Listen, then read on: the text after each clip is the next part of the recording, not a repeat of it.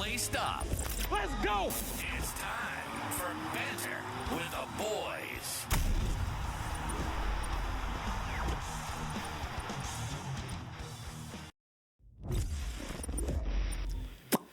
Yo, welcome back to Banter with the Boys, Gridiron updates. This is week 9 of the NFL season already. Rob Font, his Minnesota Vikings, and as well as our guest Dan with the J.J. McCarthy jersey as he's starting this week. But don't worry, we'll get after that. Dan, welcome back to the pod, buddy. Dude, it's great to be back. Dan was on the pod last year, and we also coach the same high school team. Yep. Shout out to all those coaches. Shout out my family. Shout out my nephews. That's awesome. Welcome back, Coach. Dude, for real. Yeah. I'm excited. Appreciate you're it, on Rob. Here. Yeah, man. It's good to see you again, and I can't wait to talk some football. Yeah, buddy. Yeah. I think you were in a top 5. Was he? You were top 5 in points last year. Your last point, I think. I was top 5. Yeah. Maybe we'll have to look at it. I think he was pretty consistent. So if you want to find out, hit that preview episode for week 9. Brought our ace in the hole today. But let's do it. Before, obviously, Rob. Hey, what up? What up? Hey, it's I'm here. Rob, co-host. Back. Co-host Rob. Yep. He's here. Thanks again to our, almost honorary co-host this season, Jake, for coming in clutch the last number of many weeks. So, Jake, thank you for your service. He will be back this season. Don't worry about it. His Ravens getting a win. We'll talk about them here in a minute. Obviously, I'm Smeltsy as well. If you watch the show, you're probably used to my voice, whether it's the show or Fast Laps, the Formula One show. Kev, also here every episode, behind the cameras, getting everything done for us. The one, the making only. sure you can hear us. Thank you for everything, Kev. Yes. The legend. The legend. The myth. Let's move right into it. Our Week 8 game recaps, Kev.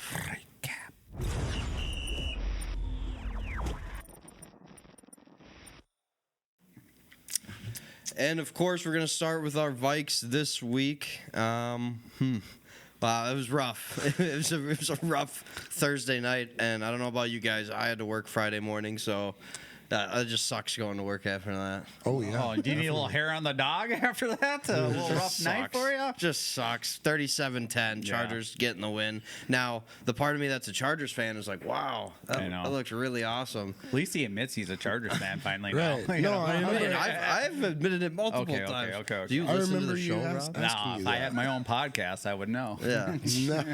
Yeah, you would know. Dan, you're a Vikes fan. What happened here, man? I kind of expected it, to be honest. I think Jim Harbaugh I'm sorry. I just think Carson Wentz is older and kind of outmatched for sure at this point in his career. Still a great guy. And I think Jim Harbaugh has the recipe to beat a good team as he is a great coach. So, Sorry. No, you're good. He'll continue to do very well with the run game, which he has. He's completely restructured that offensive line, and that has a lot to do with their success in a very tough division. So, like I said, good coach, and it was going to be a tall task going to Los Angeles anyway. So, for us to come up short, 27 points still sucks, Yeah. You'd like it to be a closer game, but at the same time, with what we're given at this point, like I said, Carson Wentz. It is okay. And you mentioned Carson Wentz a couple times, so we might as well just touch on it. I mean, dude was obviously playing injured like half the game. Yes. Allegedly, As I now found that out. And may have allegedly hurt himself in London. So it's just like, at what point, and I guess it was more of Carson's decision, as we hear that he wanted to stay in the game as long as he possibly can. Who knows? Is this his last shot? Who knows? Especially with KOC kind of being that alleged quarterback resurrector, if you will. So, all the best to him. He just had surgery, so I hope, we'll see if he's back in purple or not, or if he's even in the league or not, next year. Did he show you enough? Do you think somebody would pick him up be a backup still? I mean, for sure. I think, he's 32. You were saying, I was wow. You said he was old, and I was like, how old is he actually? That's not very old, Is he what, actually. your age? So you're old officially? I'm 28. Okay. So, yeah. So he's old. Once I hit 30. Yeah, Kevin, if you want to pop up. I mean, this game all started off on the wrong foot. The momentum changed. If Kevin wants to drop that video, that Isaiah Rodgers drop, well, I think we can consider it at this point. Yes. It looks like he on that play right there from that angle looks like a good clean catch and good start of the game. I'm having good vibes and everything, and then they replayed it. We have a second video coming up here too with a little different angle. You can see he caught it, but then he readjusted kind of as he was going to the ground, and then he lost control of it. And then after that, angle right there. you can kind of see where you had it, and then you can see the ball come loose and kind of pop up into his chest, which I consider an incomplete pass at this point. And then we just had a really tough keeping Herbert in the pocket. He really extended a bunch of plays with his feet. With his feet, and then I don't know how many yards he ended up with on the 62 yards on the ground. That was insane. And it was always in a moment when they needed a first down or a couple extra yards in a scenario. So our front four did not get much pressure on them. No. Our blitzes, we tried, but I mean, they just feel like you said, Harbaugh kind of had our number. They ran a lot in the middle. They really picked us apart through the middle. Vidal, their backup running back, had 117 yards. Yeah. Missed tackles. It was just a bad overall day. Losing Van Ginkel really hurts. It really does. Yeah, I totally agree with that. And Ivan Pace at this point, is he going to play? He kind of benched him at this point. And because, ever since that, he's been missing tackles throughout the season. And that Eagles game a couple weeks ago was real highlighted. So throw out Jefferson, though. He got his 8,000 yards passing, the youngest player to do so. Congratulations. That's awesome. Beat another Viking, Mr. Ron Moss. And 9 for 13 on third downs, 29 first downs. I thought he just missed it, but maybe I'm wrong. Maybe I'm thinking of a different one. Okay. There's so many different records out there. I know they can come up with any direction. This is the first team. Teams won by 3 points with a northeast wind. So of course we got to move on here in just a second. The only thing I want to say really is the Vikings once again struggled to stop the run. It seems to be a massive issue for them right now. They are 1, 2, 3, 4. Top 10 worst teams in rushing yards a game right now defensively, and again, LA able to pull a running back kind of out of nowhere and get it done after they continue to lose them. So, like you said, there's something to be said about Harbaugh's system over there. It's obviously working. Oh, yeah. They're starting to catch a stride, and that really just put on display what they can do against a Brian Flores defense that we can say is struggling right now at this point in the season. We've seen plenty of games where it hasn't quite gone the Vikings' way, but I think you can say that the Chargers did kind of find themselves offensively, and it'll be curious to see how they look going forward. We do need to move on, though, of course. Yeah, we can move on. We could talk for a long time about the Vikings. Yeah, that stinks. Oh, well. But moving right along here, we're talking about the Cowboys traveling to the Denver Broncos. The Broncos getting the win 44-24. Rob, we'll start with you. What did you see right off the bat here in the Broncos-Cowboys game? It was like Nick's threw an early interception, so I thought it was going to be a competitive game. But then after that, Denver just kind of put a whoop into him. He ended up throwing 4 tutties. And then I think we have a video up here of RJ Harvey starting to come into his own. He ended up with, would you say, 3 touchdowns earlier, total touchdowns. They averaged 4.5 yards a carry, and Dallas defense just kind of collapsed, and they got far behind. And Denver's got one of the best, top 5, top 10 defenses in the league, and they shut down Lamb and George Pickens pretty well, and no running game at all out of the Cowboys. So it was tough to see. But Broncos looking good. And again, like the Cowboys had a chance later in that game, when they were able to bring it within 27-17. Able to hold the Broncos to a field goal, so now it's 30-17. But then truly after that did almost nothing with the ball other than the touchdown real late, but kind of too little too late at that point. Dak kind of looking more pedestrian this game as Was kind of looking MVP-ish. I don't think had any interceptions to this point in the season, did he? No, he didn't. Yeah, I think he was 10 tuds to 0 picks at the time. So, Wow. What a great football mind. that's awesome. just luck, I guess.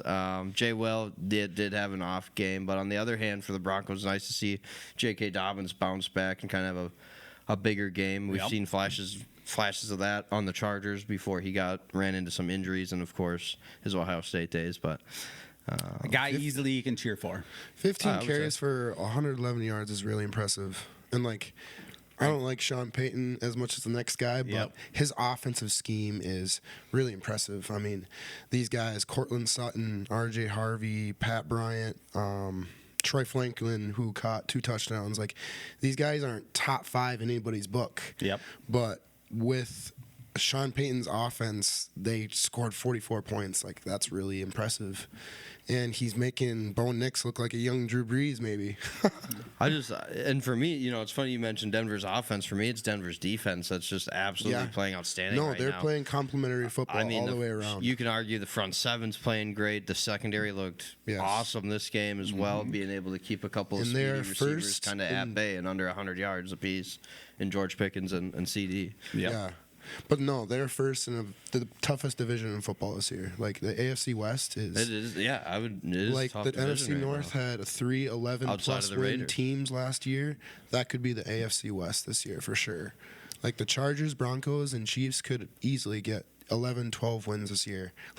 That's going to be a stacked division. Yeah, I mean, then they're leading the division at 6-2, so it's a pretty good start for Denver. And I think we talked about it in the preseason, trying to figure out actually, was it this year going to be the year that the Chiefs' run of winning their division title, come to an end? So Yeah.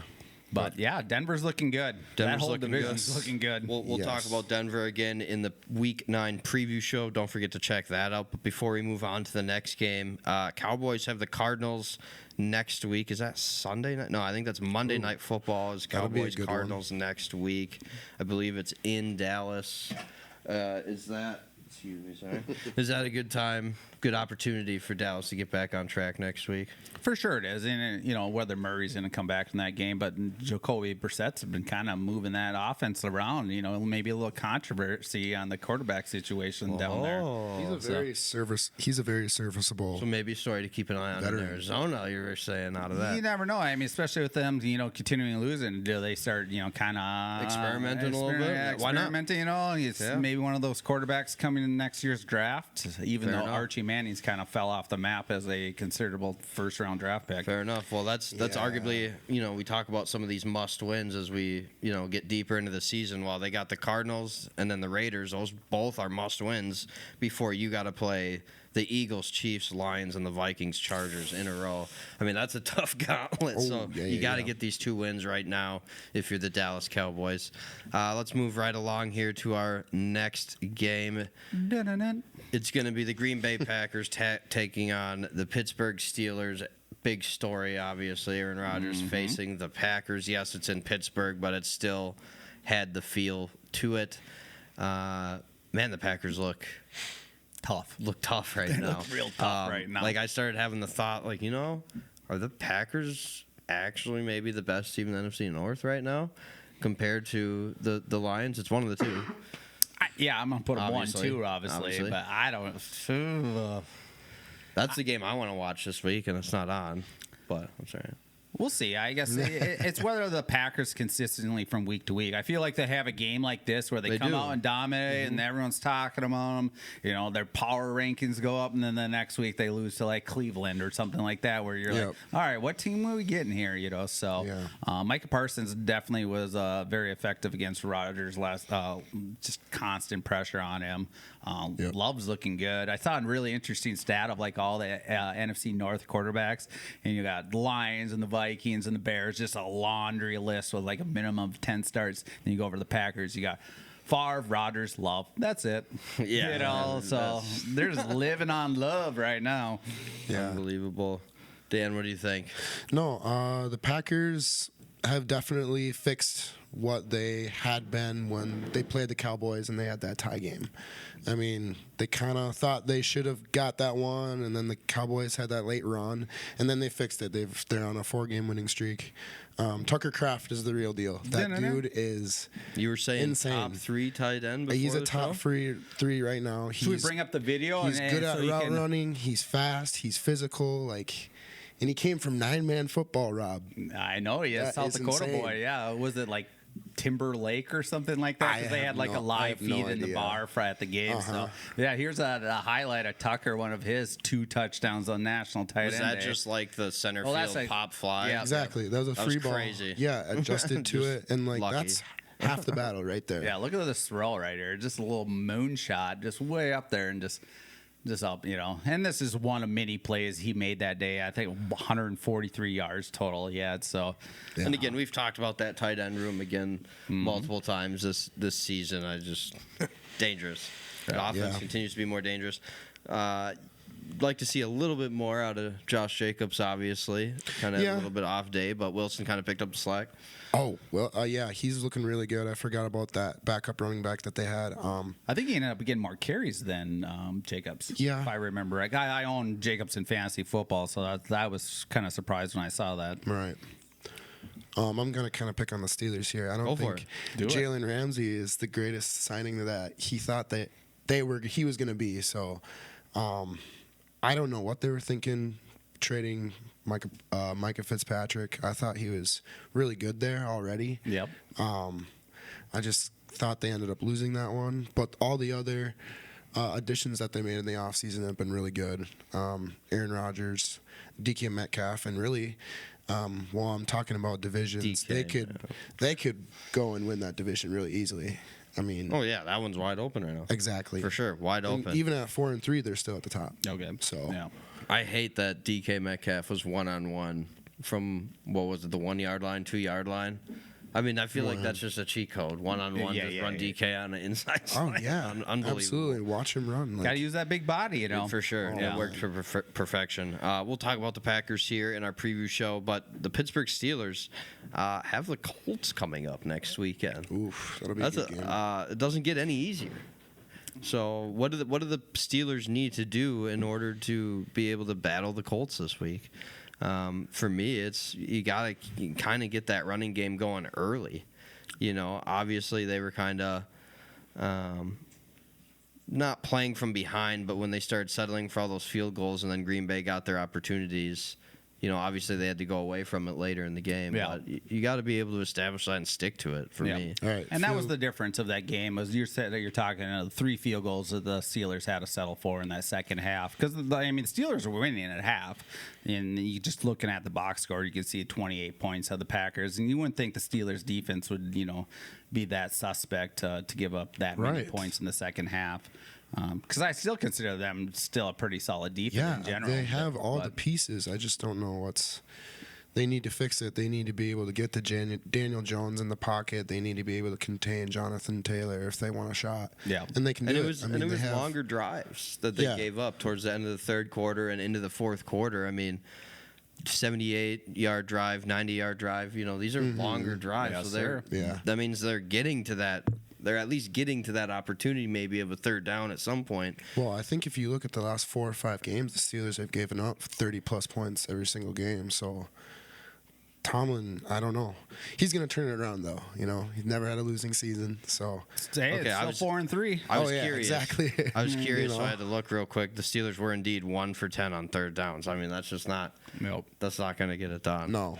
And No, that's where I think that, terrible. other than Metcalf, I feel like their weapons, that's kind of one of the things that, who's their second receiver? Is that tight end? Who's the move that Could changed? argue yeah. Calvin Austin. You could argue Freiermuth, but that's not. Like I said, that's not top 5 anybody's really. Yeah, like book, firing with you know. 3 catches for 13 yards, that's not really moving the chains, And then they made that trade for Smith, you thought John Cool, am I saying it right? John Cool Smith, the tight end. Oh, Jonnu Smith. John, Jonnu, that's yeah, what I He was saying played for wrong. the Falcons last Yeah, year. no, it was the Dolphins. That's who Oh they yes, traded yes. for. He's So. he's been around. You for know, sure. and Yeah, I mean, 3 think he was on the targets. Falcons at one point. Yeah. So you would expect, if you're gonna make a move for a player like that, you would try to get him the ball a little bit more. So Yeah. Sure. Oh, fair enough. Let's move on here to and again, we'll be touching on Green Bay again here in our Week 9 preview. But let's move on to Game 4 of our Week 8 game recaps. The Bears taking on the Baltimore Ravens, the struggling Baltimore Ravens, but the now somewhat healthy Baltimore Ravens, who sent Tyler Huntley out there and got the dub 30-16. This game felt a lot closer than it looks on the scoreboard. For sure. Things kind of happened towards the end of the game there, but it's fun to see Derrick Henry get back in the end zone a couple times this game too. King Henry back at it, but Tyler Huntley definitely doing enough to get the job done. Definitely still has that ability to also extend the play, Lamar Jackson-esque. If you will, and that's why I'm really interested when they made that change to Cooper Rush. Why they didn't pick Huntley, because he's more that style. And he's had offense. some success again with them before, so I don't understand. Yeah. And I just figure you won't have to change the playbook more. You can stick to that RPO like the Lamar typically runs there, and so that was a little confusing earlier in the season when they went to that. So it was really interesting. Like you said, the Bears were in it. I mean, they were up 6-0 kind of early in that game. But that's the problem. That's where they think they lost the game, is when they were up 6-0. If those two drives are touchdowns that early in the game against the struggling Ravens team, they just got back a little healthy, especially defensively, but it could have been a different game. Now, we can say that about any of these games that we're talking about because they all had a bunch of field goals, you know what I mean? Yeah. But this one stuck out to me that early in the game, settling for 2 field goals. For me, that was the game. It's huge because then it puts a little more pressure on Huntley to have to kind of do it on his own, put it on his shoulders more, I guess. Well, for me, it puts pressure on Caleb Williams. Like, we got to finish these drives, man. At some point, these field goals aren't enough, and we've seen it in 2 or 3 games with the Vikings this year where we kick 3-4 field goals. Field goals will get you beat in the NFL for sure. Yeah, red zone's a big thing right there. And like you said, the score was a lot closer than originally. I think we got a video of kind of that last interception, and I think the score was like 17-10. I think around. I mean, it was 13-16 when. 13-16, and then this just the interception. Yeah, this is just a bad. Yeah, see, and I don't know if he's trying to throw it to that underneath and just sails it. Because there's a part of me, I don't know why I'm trying to back up Caleb Williams, but no, you're and good. Again, back in your end zone, probably a little bit of happy feet there. Yeah, plenty of time. He planted, man. Yeah. No, his feet were quiet. I think it has a lot to do with the kind of the complexion of Ben Johnson's offense, where it's really inconsistent sometimes, whereas one week he'll look really good and then another week it won't be there. The rhythm will be off. And you're a big Ben Johnson guy. Do you think Caleb Williams can eventually be that quarterback for his system? Yeah, absolutely. If he can adjust to what Ben needs him to be, like a gunslinger, like he was with Jared Goff. Whereas he could even be better because Caleb's got his feet right now. He can still scramble and whatnot. So they just need to figure it out. They've had success on offense this year. They were just snapped a 4-game winning streak, the Ravens did, and they snapped their 4-game losing streak. So, yeah, they just need time, and Ben Johnson will eventually figure it out. And just too many penalties, too, for the Bears. They had 11 penalties this game. I mean, you got to limit that. Penalties and turnovers killed them in the red zone. That's... But Bears got a favorable schedule coming up. Cincy and then the Giants and then Minnesota would be the next 3 games. What did you say? So who's next? Sorry, Cincinnati, Giants. Oh. And those are all winnable games for the Bears, including the Vikings. Yeah, Cincy though, so that's going to be tough. I don't know because Joe Flacco, we were just talking about inconsistency. He'll throw 4 or 5 touchdowns and throw to almost 200 yards to Jamar Chase, but then we'll see. I know. The Bears tune in defense for can 10 be Talk. I got suspect something on Joe sometimes. Flacco for you. Joe Flacco can possibly go off against the Bears, but who knows? Can I ask this question, though? No. Do you think that Tyler Warren should have been drafted over Cortland Loveland? Oh, Colston Loveland? Colston. Because right now, Tyler Warren is looking like that's for sure. A rookie of year think contention. With Cole Kmet already at that solidified tight end 1 spot, it's kind of going to be, let's see what Komet is capable of these next 2 years, and see if we really want him around, because Colston's going to be there for long term now, obviously. So he's still kind of 2-1-ish tier tight end for the Bears right now because of Komet. So they just have weapons everywhere, and Caleb just needs to settle in and learn how to drive the car. Yeah. Which is the Bears' offense. Exactly. No, for sure. There's definitely weapons there. Oh, God. There's definitely weapons there. I mean, the For- first 2 picks for a they did fact. on weapons. Yep. Dunze, all those guys have high ceilings for sure. All right, so I think that'll do it here for the Ravens getting the win over the Bears, 30-16. Back on the train for the Ravens. We'll see. Do we talk about them? No. Who do they got? Real quick, before we move on. Who do they got Ravens. next? The Dolphins. Oh, yep. Thursday Night Football. Dolphins on Thursday night. Quick turnaround. Dolphins coming off a win. Ravens coming off a win. I would imagine the Ravens can take care of business against the Dolphins, but we'll see. Is it in is Baltimore Lamar or back in in Miami? Oh, okay. Do we know if That's Lamar's tough. playing yet? I don't know.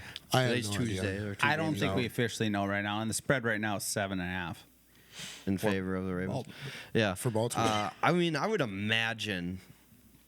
Don't rush it, dude. It's a short week. Just have Tyler Huntley go out there again. I think they can do it. I think I just slam But Derrick that 2 Henry and 5, down that Dolphins' 2 and 5 throat, man. record would make it tough though, because like you can't be giving up You can't anywhere lose else. anything, and then you gotta go play in Minnesota, which, as we know, can get loud at least in the beginning of the game. Yeah, very. Yeah. But it does get deafening in there. So Oh, JJ's coming you do back. have It's that gonna be coming. tough. And we'll talk about JJ in the preview. Don't Okay. you worry. Okay. Don't you worry. Last game, final game. Here we go. We got to move on.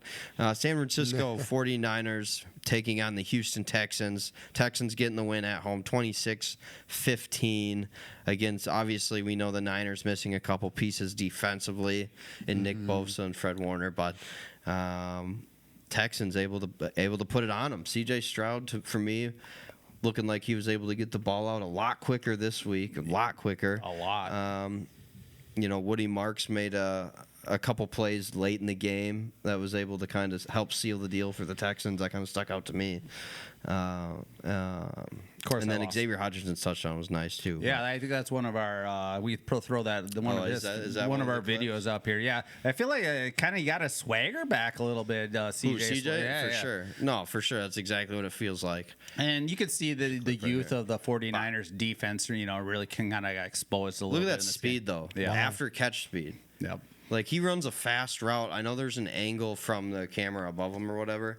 You can see him run the route. I mean, he runs the route crispy as heck, but then it's the after catch speed. As soon as he catches it, it's like he turns on the jets, and he's just absolutely gone. But no, I like that. Got to swagger back a little bit. I think you kind of hit that right on the head, and he's going to need it this sure. week with a tough opponent coming in to Denver. Houston. Yep. 49ers really struggled. I mean, McCaffrey, he had less than 100 yards, rushing. It was, they were pretty ineffective. This is probably one of Max's mid games lately. For sure. There's a big missed call in this game, dude. That bugs the heck out of me. I don't know if it was third or fourth quarter. It was definitely later in the game where it was Juwan Jennings' deep catch. Yep. Real deep in the corner. Who's their left tackle? Why am I tripping on his Williams? name? Trent yeah, Williams? Trent Williams, man. Leaves so early. I mean, it was false start city. Leaves so early. And then, gosh, that call frustrated me. And then actually your boy in Green Bay, the tight end that we were just talking Tucker about. Kraft. He had a block in the back that was crazy miss, too, to me I on bet. one of their touchdowns. Anyway, I forgot to mention that. I'm And I sure just those get realized missed all that, the but- time. Oh man, it was right in front of the ref though. Like, really? you gotta make that call. But Yeah, that I don't know, sucks. whatever. Yeah, 'cause That was D'Amico- literally the biggest thing I noticed for the Niners is that massive false start. But yeah, the Texans defensively able to keep CMC kind of at bay. They Something did. we haven't really seen all season for the most part. And Texas got a good defense. That front four, front seven is pretty good. Backside they got a couple DBs that are Yes. that are pretty solid. I mean, again, there's a reason why Trent Williams is leaving early on a pass play, because if you go back and look at it, even him leaving early, Will Anderson is literally in his face, dude. Yeah, that guy's and straight good. bull rushing him straight. I mean, Yes. insane. Him and Daniil are a Insane. good 1-2 tandem. Yeah, they're turning. D'Amico into- Ryans is still a good coach. coach. They just got to a bad start. And if they can win this week, right? We won't touch on it a ton right now. That would be we'll talk on it. But if they can win actually. this week, that'd be a really big win, especially when you play the Jaguars next, who are kind of like that borderline bubble wild card team. We don't really know. And then the Titans, and then you got another tough one against the Bills. So couple tests coming up, and then Colts right after the Bills, followed by the Chiefs. So Texans got a lot of prove it games coming up. Yes, they do. Who are the Texans gonna be the rest of this season? Yeah. Maybe Texas actually finally got a 500. little running game going. They had a little over 150, and then that's one of the like I was saying earlier, like C.J. Stroud coming off that play action, and that's just where I think he really succeeds, and you get an opportunity for Hutchinson and Nico Collins to get open. So yeah, Texans are 3-4. So 3-5, I think. 3-4. 3-4. 3-4. Okay. 3-4. Excuse me, sorry. So Niners fall to 5-3. Still, I think they're still on top of the division. Or are they tied with the Rams at this point? I think they are. They gotta be tied pretty with the close. Rams. So, yeah, it was a little more surprising game. It wasn't as competitive as I thought it was when we kind of picked this game earlier in the year earlier in the week. So. Yeah, I don't know why I can't see the standings. I was just trying to see Yeah, where and are the Mac Jones Niners really at. didn't play that bad of a game, honestly. He didn't play Except bad, that but he one just didn't interception in the fourth quarter. get him over the top too. But I think Right, no. Purdy's got to be maybe a week. This week they're talking. Well, I don't know if he's in your injury report No, conversation. he's not. No. What do you got? But I did see some reports of his possible return this week or maybe next week. So that'll be a big upgrade. Sorry. No, that's just it. And then if you can get Pierce all back too. Yeah, so right now the Seahawks 5-2, Rams 5-2, Wow. San Fran 5-3. So Wow. that's a tough division right now. That is a tough one. Yeah, but they got Giants, Rams, Cardinals next 3 games. So 2 of those 3 seem like an opportunity for at least a win there.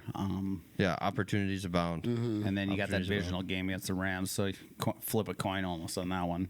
For sure. Well, fellas, that wraps up our Week 8 game recaps. Don't forget weird week. It is a weird week. It is a weird was. week.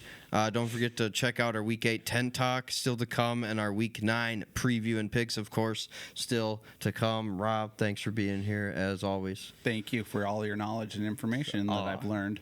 I just point you in the direction, man. That's it. Make it up as we That's go. all. Yeah, exactly. Pretty much. Dan, thanks for being here, buddy. Dude, absolutely. It's good to always talk football with the boys, spill a little bit of my opinion, hopefully some knowledge, and Hopefully some knowledge. yeah, I'll be back here again, and hopefully the Vikings have a little bit better of a record when I come back. Of Who course. knows, Well, though. if you want more of Dan, don't forget to check out Week 8 10 talk and Week 9 preview and picks coming up next. Kev behind the cameras, get everything done for us as always. Don't forget to like, comment, subscribe wherever you listen to the banter, whether that's YouTube, Spotify, Apple Podcasts, or iHeartRadio. And we will see you in the next episode of Gridiron Updates, Banter with the Boys. Peace. Skull. Don't forget to follow, like, and subscribe. Tune in next time for more Banter with the Boys.